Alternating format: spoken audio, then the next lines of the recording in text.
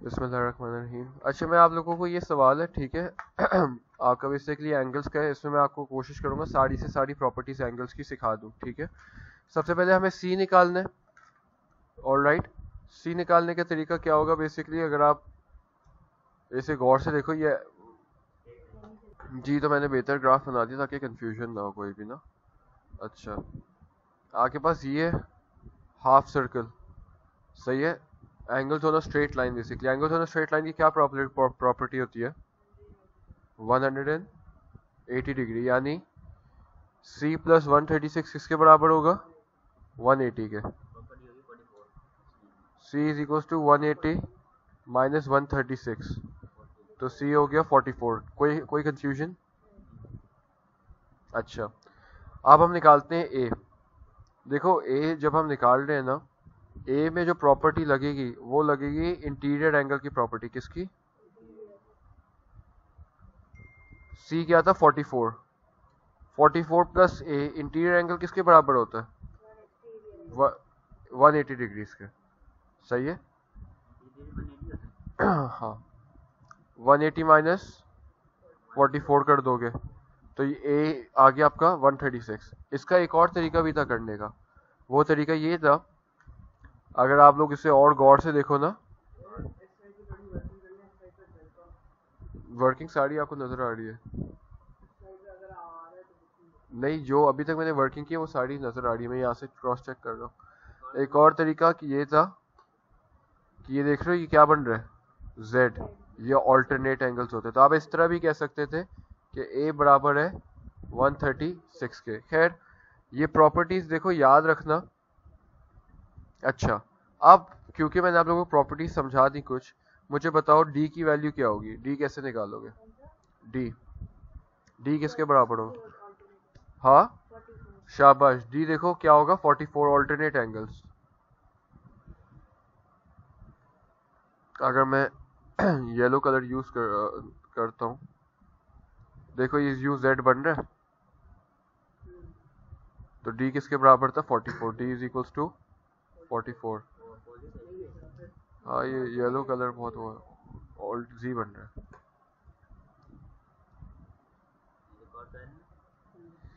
अब देखो A क्या था? 136, इसके ऑपोजिट क्या है? B, तो B भी क्या होगा? 136। क्यों? क्योंकि वर्टिकल ऑपोजिट एंगल्स। वर्टिकल, अभी हमने कौन कौन सी प्रॉपर्टीज की है? हमने एडजेसेंट की है, हमने ऑल्टरनेट भी की है, हमने इंटीरियर भी कर ली। अब कॉरेस्पॉन्डिंग भी आप लोगों को करके सिखा देता हूँ। मतलब इसमें सारे सवाल आप डिफरेंट प्रॉपर्टीज यूज करके ही कर सकते हो।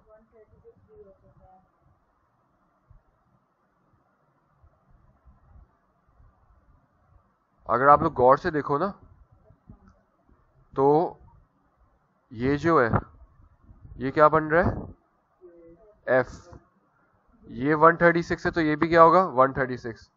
तो हमने सारी प्रॉपर्टीज कर ली, हमने ऑल्टरनेट भी किए, वर्टिकल ऑपोजिट भी किए, इंटीरियर भी कर ली, कॉरेस्पॉन्डिंग भी कर ली, एडजेसेंट भी कर ली।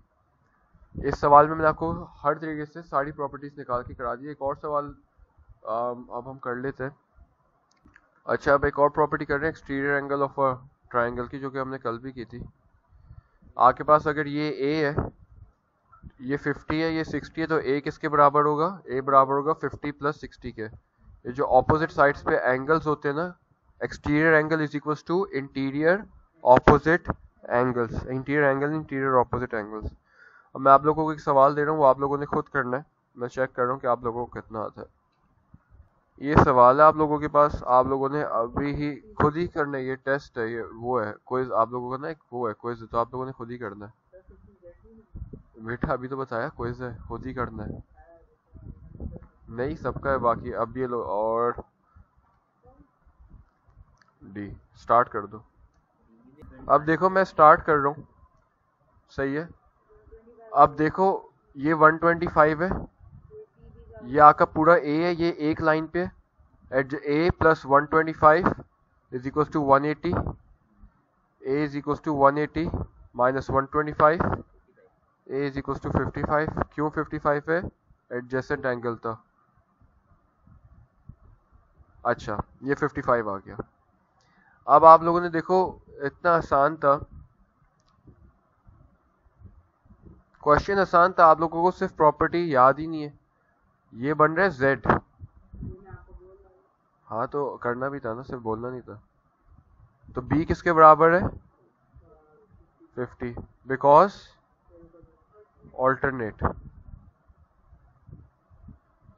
ऑल्टरनेट, आपको नजर आ रहा है याद? अच्छा, बी आ गया 50। अब देखो ये पूरा क्या बन रहा है, एक मिनट ऐसा करता हूँ, ये ग्रीन वाला हटा देता हूँ।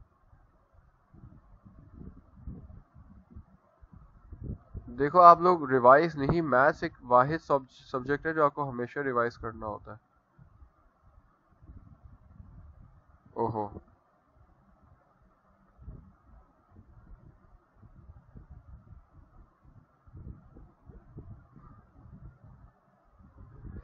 अब गौर से देखो ये क्या बन रहा है। तो b की वैल्यू क्या थी, b प्लस डी किसके बराबर है 180 के। हमने b बता दिया कि 50 है। d is equal to 180 minus 50, d is equal to, Ayaan आपको नजर नहीं आ रहा होगा तो ये लो, d इज इक्वल टू 130। आपको पूरा नजर आ रहा है। अब देखो एक ट्राइंगल कितने डिग्रीज होता है पूरा, यानी a plus b plus c किसके बराबर था 180 के। a की वैल्यू हमें पता है 55, b की वैल्यू हमें पता है 50, c की वैल्यू हमें नहीं पता, और ये सब बराबर था 180 के। 55 प्लस 50 होता है 105 plus c is equal to 180, 180 is equal to, sorry c is equal to 180 minus 105। बताओ क्या मुश्किल था इसमें, क्या मुश्किल था? कुछ भी नहीं। सवाल में मैं एक और ट्विस्ट दे सकता था आप लोगों को, मैं सवाल ऐसे भी कर सकता था। अभी तक कोई कंफ्यूजन तो नहीं? ये कॉपी तो नहीं करना आप में से किसी ने? करना है कॉपी आपको? कॉपी चलो कर लो। अब देखो मैं इसमें एक और चीज भी कर सकता था। मैं पता है क्या कर सकता था, मैं इसको, ये कौन आ गया?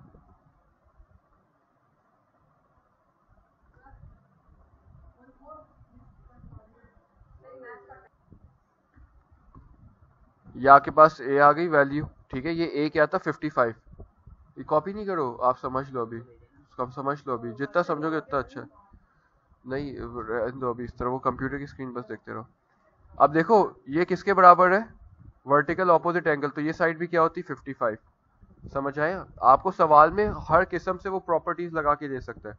मैं ये भी कर सकता था,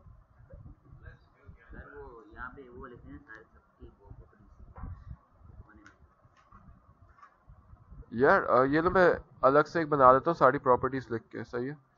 आप लोग सारी ये देख लो, मैं सारी प्रॉपर्टीज ना एक साथ लिख रहा हूँ।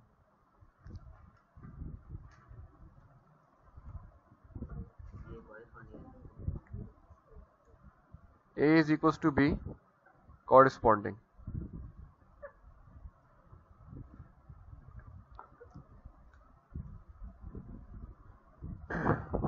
A B C, A is equals to B plus C, exterior angle, ये लो अब दिख जाएगा आप लोगों को, exterior angle is equals to interior opposite angle।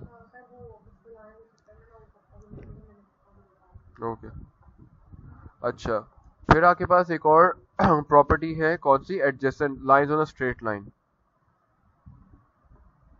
ए और बी, ए प्लस बी किसके बराबर होता है 180 के, सही है। ये आ गई एक और property, adjacent angle, angles on a straight line. फिर आपकी आ जाती है वर्टिकल ऑपोजिट एंगल, वो तस्वीर वो आप मैं जूम आउट करूंगा एक साथ लेना। A is equals to B vertical opposite angle में।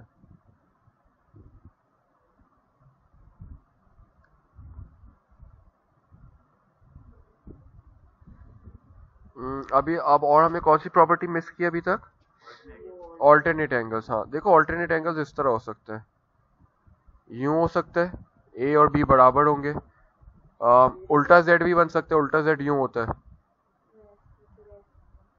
उल्टा जेड बन सकता है। हाँ अभी दिख जाएगा आपको। हाँ ये सब, ये जो भी मैं अभी बना रहा हूँ सब ऑल्टरनेटिव है, इसमें भी ए और बी बराबर है, ये भी ऑल्टरनेटिव है यूं। हाँ 9 तक है, सही है। ये आपको लग रहा है n है, मगर ये मैंने z को रोटेट कर दिया बेसिकली, सही है।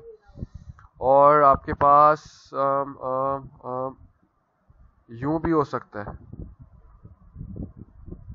आया समझ में आपको? तो ये हमारी प्रॉपर्टीज हो गई। इसकी पिक्चर लेके आप ग्रुप पे भेज दो भले। ये लो, इसकी पिक्चर्स ले लो। तो 4 लोगों का सवाल है, इसमें तो कहा यूज कैलकुलेटर। कैलकुलेटर तो आप लोगों को अलाउड नहीं है ये, ठीक है। हम आ रहे विदाउट यूजिंग अ कैलकुलेटर वाले सवाल पे।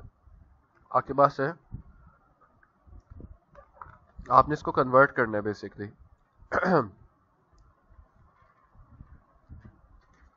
4/3 को कन्वर्ट करना है आपने, ठीक है।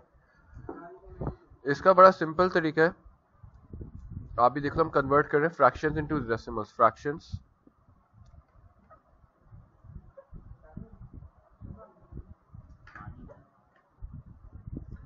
ये अंदर 4 आ गया, बाहर 3 आ गया, सही है। 3 1s आर क्या बचा? अब 1 डिवाइड होता है 3 से नहीं, तो आप लगाओगे डेसिमल, तो ये बन गया 10। तो 3 3s आर वापस 1, क्योंकि हमने पॉइंट लगाया हुआ था, वापस 10 बन गया। नहीं मसला नहीं है, मैं जूम, ये लो अब दिख जाएगा। वापस बन गया 10, वापस 3 लगा दो, ये आ गया 9, और ये रिपीट होता रहेगा। तो इसका आंसर हम डायरेक्ट 1.33 लिख देंगे बस।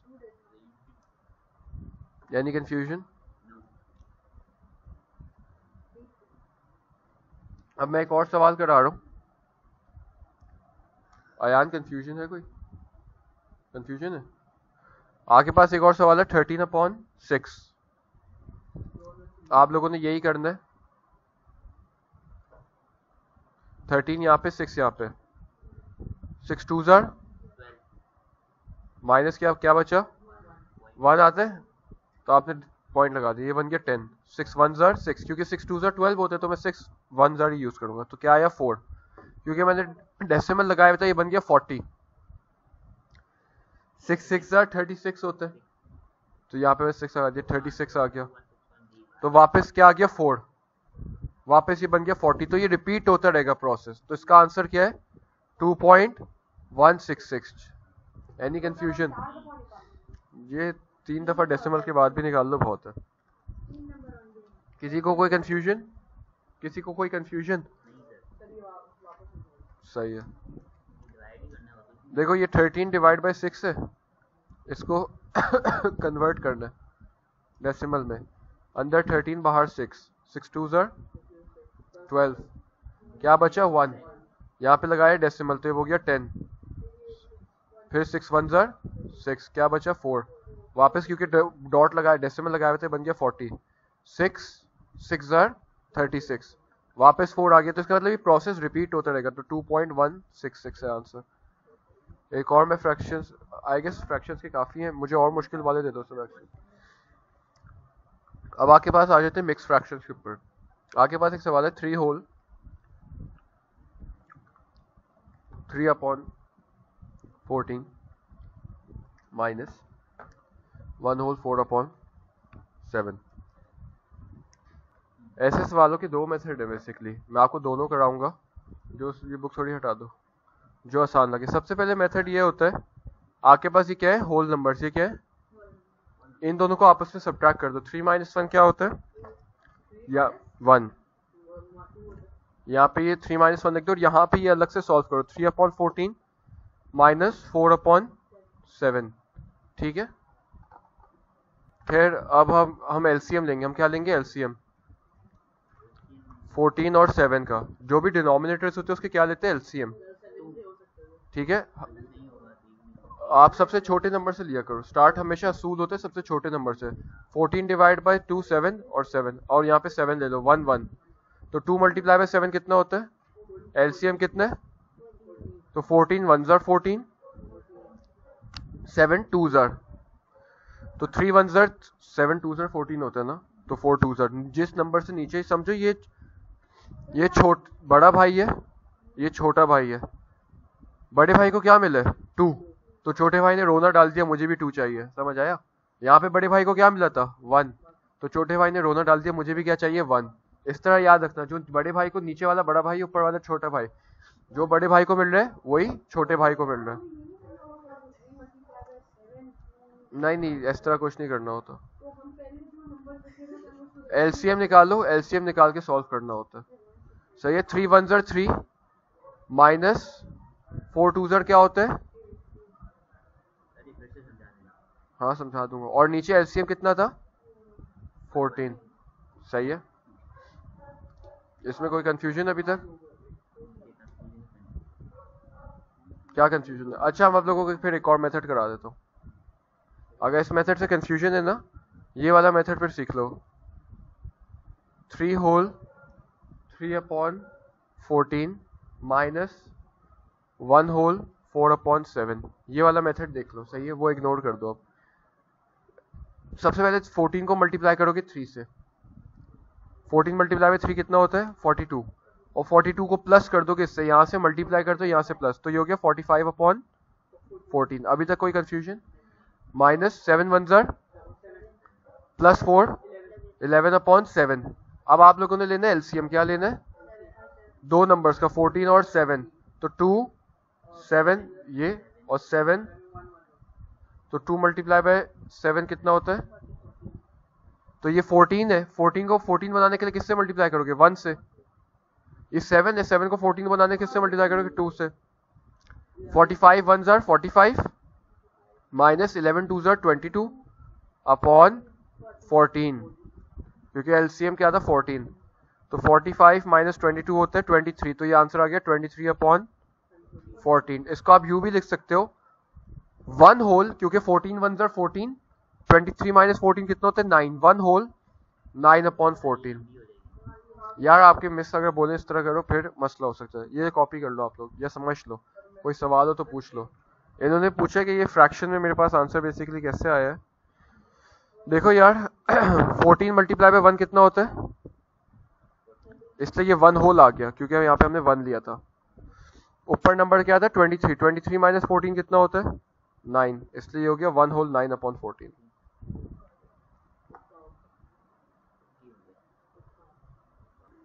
अब आपके पास एक और सवाल है।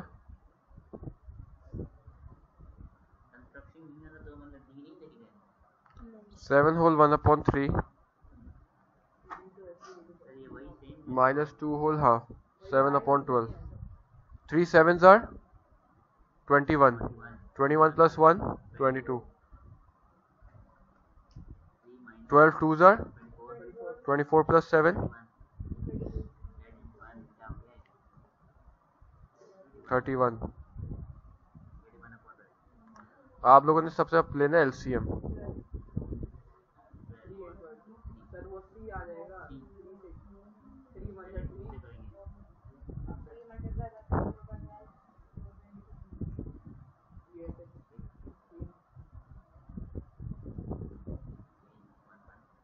तो ये हो गया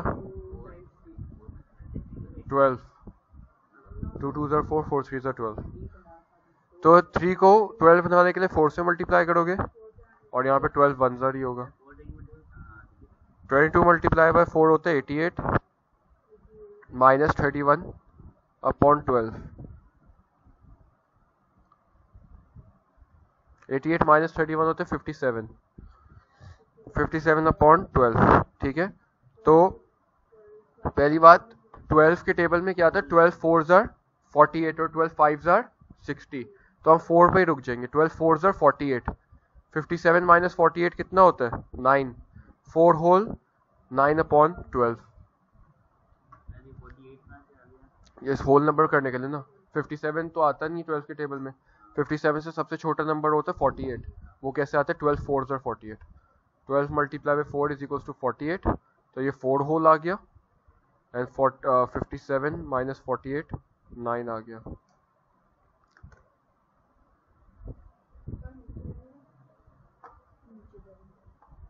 खैर एक और सवाल है।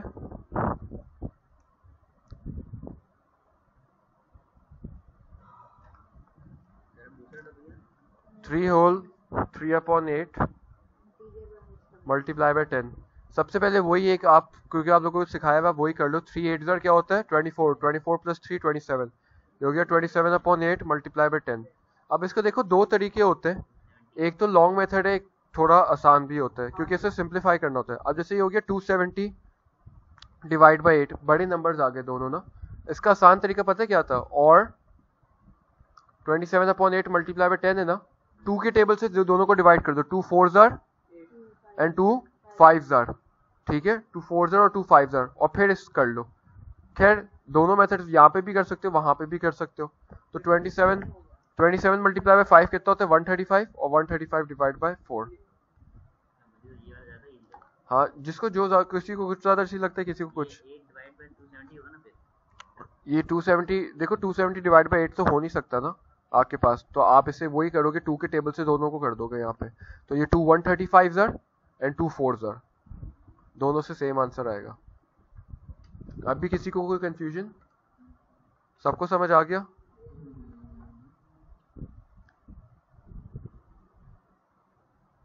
एक और क्वेश्चन करा देता हूँ।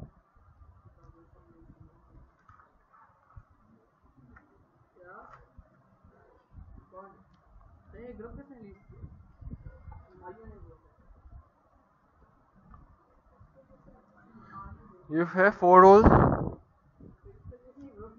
हाँ वो कोई बड़ा होगा, किसी का बड़ा भाई होगा। हाँ 4 होल 3/4 मल्टीप्लाई 14 है, ठीक है। तो 4 4s 16 मल्टीप्लाई बाई 16 प्लस 3, तो ये 19/4 मल्टीप्लाई बाई 14। अब देखो आप क्या कर सकते हो आसानी से, 2 2s 4, 2 7s 14, 19 को आप 7 से मल्टीप्लाई कर दो आसानी के लिए, तो ये क्या 133/2। क्या समझ नहीं आया आपको? वापस देख लो, वापस करा रहा हूँ। यही है 4 whole 3/4 multiply by 14, 4 4s 16 plus 3, तो 19/4 मल्टीप्लाई बाय 14। तो आप ये कर सकते हो 2 2s 4 और 2 7s 14, 9 को 7 से मल्टीप्लाई करो, सॉरी 19 को 7 से मल्टीप्लाई करोगे 133 डिवाइड बाय 2। सही है, इसकी पिक्चर ले लो। अच्छा एक और सवाल है, 10 डिवाइडेड बाय 4/5, 10 डिवाइडेड बाय 4/5। जब भी डिवाइड का साइन आता है ना, इसको आप मल्टीप्लाई करके रेसिप्रोकेट कर देते हो। ये हो गया 10 मल्टीप्लाई बाय 5/4, 10 5s 50, रेसिप्रोकेट कर दिया, ऊपर वाला नंबर नीचे चला गया, नीचे वाला नंबर ऊपर, और डिवाइड का साइन मल्टीप्लाई हो गया था। तो ये हो गया 50/4, 2 2s 4, 2 25s 50। क्या समझ नहीं आया आपको? हाँ जब भी वापस, यार आप लोग इसलिए कह रहा हूँ बातें नहीं करो, सिर्फ स्क्रीन पे ध्यान दो यार। आप लोग जरा से इधर उधर हो गए, आप लोग कॉन्सेप्ट नहीं समझ आएगा, टाइम बहुत कम है। ये डिवाइड का साइन, इसको क्या कर देंगे मल्टीप्लाई। जब भी मल्टीप्लाई करेंगे नीचे वाला नंबर ऊपर, ऊपर वाला नंबर नीचे, इसको कहते हैं रेसिप्रोकेट। नहीं, मल्टीप्लाई के साइन के साथ कुछ करना ही नहीं होता। अगर डिवाइड का साइन होता है तो उसे मल्टीप्लाई करते और ऊपर वाला नंबर, नीचे वाला नंबर ऊपर, ऊपर वाला नीचे। अभी कोई कंफ्यूजन? 10 5s 2 2s 4, 2 5 25s 50, तो ये हो गया 25/2। इसको आप यू भी लिख सकते हो, इसको आप यू भी लिख सकते हो। 2 के टेबल में 25 तो आता नहीं, मगर 24 आता है। 2 12s 24, 12 whole 1/2।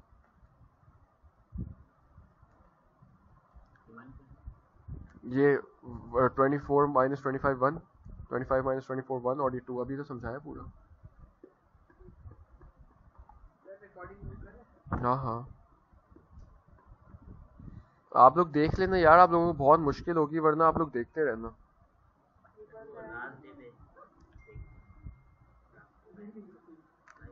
Twelve divide by 7/10, simply आप लोगों ने क्या करना है, 12 multiply bye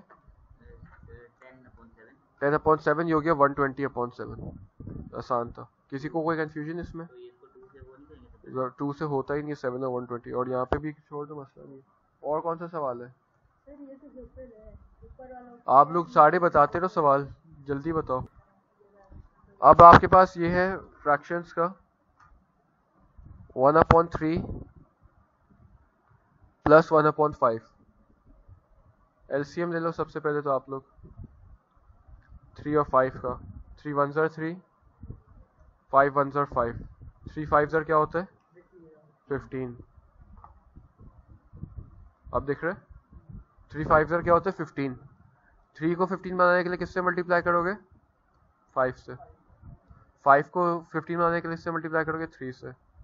1 5s are 5 plus 1 3s are 3 upon 15, तो ये आ गया 8/15। किसी को कोई कंफ्यूजन अभी तक? एक और सवाल मैं करा रहा हूँ। होल नंबर वाला हम अभी पहले ही कर चुके हैं। हाँ प्लस अभी तो करा के आया हूँ होल नंबर वाले। और कौन सा सवाल है? एक और आपके पास जैसे ये सवाल है 2/4 प्लस 2/3। यार अयान और जैद आप लोग ये नहीं करो, मुझे पहले नजर आ गया था आप कॉपी दिखा रहे थे, उस वक्त मैंने कुछ बोला नहीं था। एलसीएम ले लो 4 और 3 का। मैं आप लोगों को पेपर देके जाऊंगा और अभी जो पढ़ाया है ना पेपर के बेसिस पे आप लोगों के पेरेंट्स को बताऊंगा। अभी तक ये अपडेट है। अभी आप जो अगर मिस आउट कर रहे हो कोई भी तो सारा मैं समझा रहा हूँ। पेपर अभी दूंगा नमाज पढ़ने 10 मिनट 15 मिनट का पेपर होगा। 2 2s are 4 और 3 बचा, वापस 2 1s are 3 बचा और इस तरह। सो 2 2s are 4 4 3s are 12। तो एलसीएम कितना है 4 को 12 बनाने के लिए किससे मल्टीप्लाई करोगे 3 से। 4 3s are 12 होता है। 3 को 12 बनाने के लिए किससे मल्टीप्लाई करोगे 4 से। 2 3s are 6 plus 2 4s are 8। नीचे क्या आएगा 6 प्लस 8 कितना होता है 14। दोनों 2 के टेबल में आते हैं 2 7/6 14, क्योंकि 14 जब 2 से डिवाइड होते 7 आता है और 12 जब डिवाइड होता है तो 6 आता है। ठीक है पिक्चर ले लो जिसको भी लेनी है। अब हम माइनस का सवाल कर रहे हैं 7/12 माइनस 3/8। वही करोगे सबसे पहले एलसीएम 12 और 8 का 2 के टेबल से ले लो। 2 6 2 4 वापस 2 के टेबल से ले लो। 2 3 2 2 वापस 2 के टेबल से ले लो और फिर आपका बचे एंड में तो ये हो गया 2 multiply by 2 multiply by 2 multiply by 3। 2 2s are 4 4 2s are 8 8 3s are 24। 12 को 24 बनाने के लिए किससे मल्टीप्लाई करोगे 8 को 24 बनाने के लिए किससे मल्टीप्लाई करोगे 7 2s are 14 3 3s are upon 24। जो एलसीएम होता है हमेशा वो आते नीचे। 14 माइनस 9 कितना होता है 5 5 अपॉन। अच्छा परसेंटेजेस में हम लोग इंक्रीज डिक्रीज और रिवर्स वाला करेंगे। आपके पास पहले एक सवाल है, मैं पूरा एक सिचुएशन आपको बना के दे रहा हूँ जिसमें आपके पास फाइंड 15% ऑफ $70 आ रहा है। क्या आ रहा है ऑफ $70। ठीक है फिर इसका पार्ट बी है इंक्रीज। मैं इंक्रीज के लिए एरो बना रहा हूँ। Increase $70 by 15%। और फिर पार्ट सी है डिक्रीज $70 बाय 15%। सबसे पहले आप लोगों ने क्या करना है आपने $70 का 15% निकालना है। क्या करना है $70 का तो $70 मल्टीप्लाई बाय 15 डिवाइड बाय 100। आसान करो अपनी जिंदगी। 0 0 cancel 5 2s are 10 5 3s are 15 5 3s are 15 7 3s are क्या होता है 21 21 डिवाइड बाय 2 क्या होता है 10.5। तो पहले वाले का आंसर क्या है 15% ऑफ $70 कितना होता है 10. किसी को कोई कंफ्यूजन? अब वो कह रहे हैं इंक्रीज 70 बाय 15%। देखो 15% कितना है तो आप जब इंक्रीज करना होगा तो 70 प्लस 10.5 कर दोगे तो हो जाएगा 80.5। नेक्स्ट क्वेश्चन में कह रहे हैं डिक्रीज 70 बाय 15%। डिक्रीज करने के लिए क्या करोगे माइनस 10.5। तो ये इसमें 5 वो 5 से मल्टीप्लाई 5 2s और 5 3s 15 और 10 2 5 की टेबल में आए थे। हमने अपनी लाइफ आसान की है। सिंप्लीफाई अगर पहले हो सकता है कर लो। सबको समझ आ गया?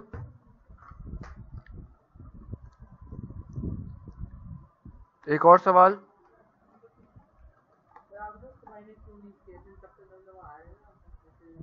देखो एक बंदी है एक लेट्स से एक बंदा है टोनी,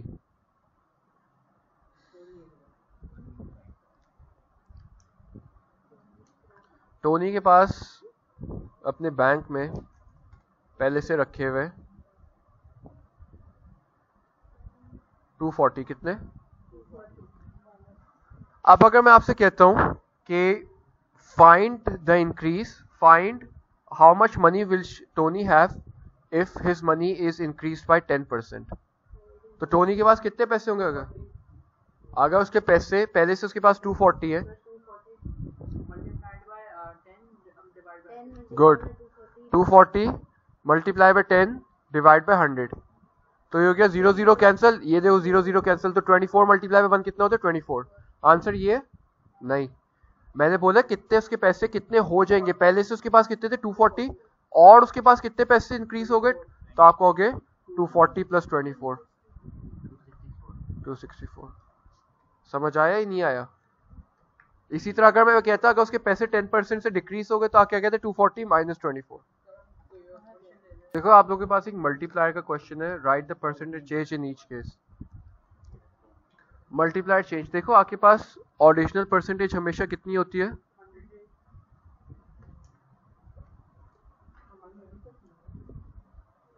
सही है। Right the percentage change in each case. देखो पार्ट ए है मल्टीप्लाई बाय 0.75, मल्टीप्लाई बाय 0.75। 100 को अगर मैं 0.75 से मल्टीप्लाई करता हूँ क्या आंसर आएगा 75। ओरिजिनल परसेंटेज हमेशा कितनी होती है, तो परसेंटेज इंक्रीज हुई है डिक्रीज हुई है, डिक्रीज हुई है। 100 ओरिजिनल होती है, अब 75 हो गई, सही है। तो क्या आपका आएगा बेसिकली डिक्रीज बाय 25, क्योंकि 100 माइनस 75 कितना होता है 25, सही है, डिक्रीज बाय 25। अभी रुक जाओ, टेस्ट जब दूंगा तो उस वक्त कर लेना। पार्ट बी है 1.22, आप यही करोगे 100 मल्टीप्लाई बाय 1.22, ये कितना होता है 122। ओरिजिनल परसेंटेज कितनी होती है हमेशा 122 माइनस 100 क्या होता है 22। परसेंटेज इंक्रीज हुई है डिक्रीज हुई है, कितने से इंक्रीज हुई है, इतना आसान सवाल होते हैं ये सारे, ठीक है। हाँ 122 हो गई है। अब हम लोग रिवर्स परसेंटेजेस कर रहे हैं। क्वेश्चन नंबर 5 कह रहा है shopkeeper marks up good by 22% before selling them. The selling price of 10 items are given below. For each one work out the cost. देखो इन क्वेश्चंस में आपका ये हम कर रहे हैं, सही है, ए वाला ऑडिशनल परसेंटेज जो कॉस्ट होती है ये आपने याद रखनी है, ये चीज याद रखो कि सवाल आपसे तभी हो सकता है। कॉस्ट हमेशा कितने परसेंटेज होती है, आप कितने पैसे रख के बेचते हो 22%, लिखा हुआ 22%, यानी जब आप बेचते हो तो परसेंटेज कितनी होती है 122, कॉस्ट के ऊपर रख के बेचते हो ना, तो पर सेलिंग परसेंटेज कितनी होती है। अब देखो इसने हमें सेलिंग प्राइस दी हुई है, यहाँ पे आप लिखोगे सेल्स, यहाँ पे आप लिखोगे कॉस्ट। सेल्स परसेंटेज कितनी है 122 और कॉस्ट कितनी है,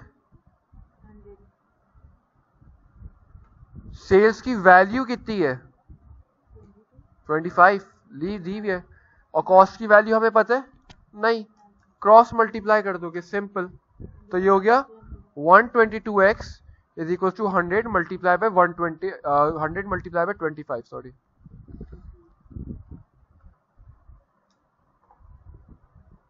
100 मल्टीप्लाई बाय 25, सही है। तो ये हो गया 122x is equal to 2500, x is equal to 2500 divide by 122, ठीक है। x is equal to 2500 divide by 122 आपका होता है 20.49, जिसको आप कह सकते हो 20.5। तो आपकी कॉस्ट प्राइस कितनी थी 20.5। समझ आया, कंफ्यूजन है अभी भी। एक और सवाल करा देता हूँ, इसकी पिक्चर ले लो। अच्छा देखो वापस सब जा रहा हूं, कॉस्ट हमेशा कितना परसेंटेज होती है, हमने मार्कअप रखे कितने पे बेचे 22% ऊपर रख के, यानी sales is equal to 100 plus 22 cost plus profit, तो सेल्स कितना हो गया 122। अब यहाँ पे लिखो सेल्स, यहाँ पे लिखो कॉस्ट, यहाँ पे सबसे पहले लिखो डॉलर वैल्यू, सॉरी यहाँ पे सबसे पहले लिखो परसेंटेज। सेल्स की परसेंटेज कितनी है? अभी हमने निकाला है 122। कॉस्ट कितनी है? सेल्स की वैल्यू कितनी है? 25 डॉलर्स, ये डॉलर अमाउंट है। अच्छा तो कॉस्ट कितनी होगी वो हमें निकालना है ना जी।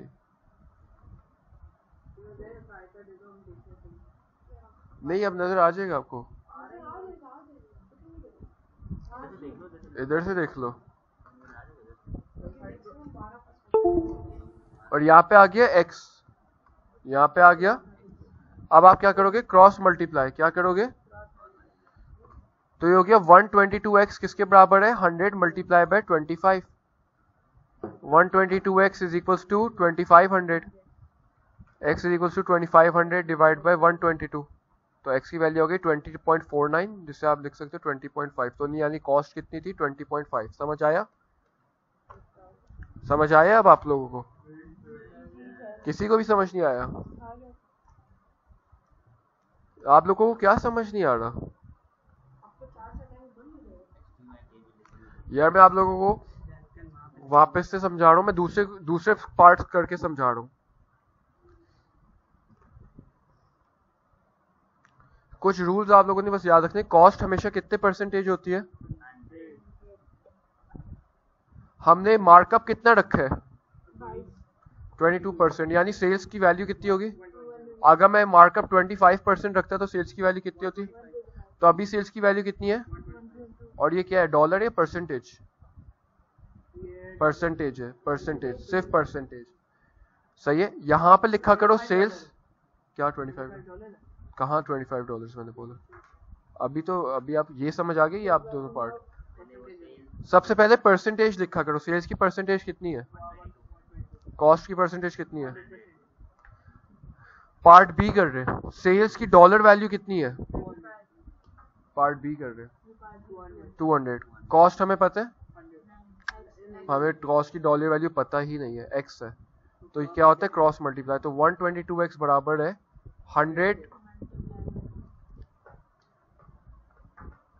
100 मल्टीप्लाई बाय, तो ये हो गया 2, ठीक है। तो x is equal to divide by 122।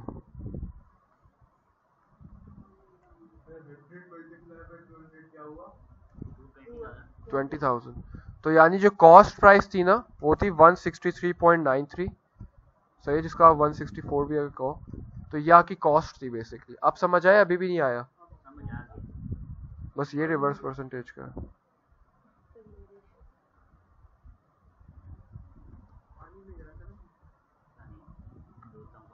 हाँ तो अच्छा, अब हम क्वेश्चन नंबर 6 कर रहे हैं।